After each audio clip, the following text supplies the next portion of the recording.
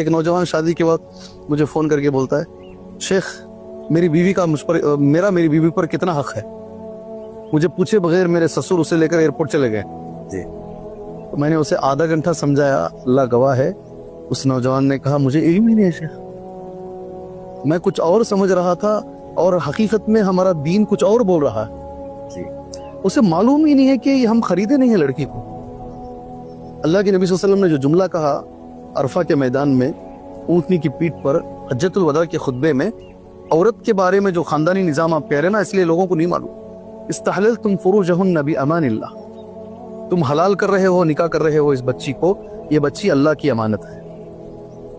آپ خرید نہیں رہے, وہ اللہ کی امانت ہے, تمہارے گھر کو آ رہی. یہ جب تک مرد کو نہیں معلوم ہوگا اور یہ نہیں معلوم ہوگا کہ اس کا میرے اوپر حق کیا ہے, میرا اس کے اوپر حق کیا ہے, یہ خاندان کے اندر آتے رہیں گے.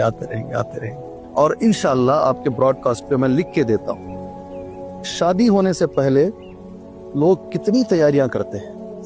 میں تو ایسا بھی دیکھا ہوں, ایک سال انتظار کرتے ہیں, رشتہ ہو کر ایک سال تک تیاری چلتی ہے, 6 مہینے تیاری چلتی ہے, 3 مہینے تو چلیے نارمل ہے تیاری.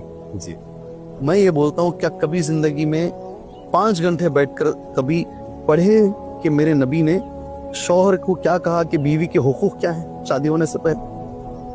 بیوی کبھی پڑھی کہ شوہر کے حقوق میرے اوپر کیا ہیں, میرے نبی نے کیا کہا ہے؟ بالکل. جب پڑھیں گے یہ مسئلے حل ہو جائیں گے انشاءاللہ. یہ میں آپ کو ریٹنگ میں دوں گا انشاءاللہ. ہاں نہیں پڑھتے ہیں اس لیے مسئلے حل نہیں ہو رہے.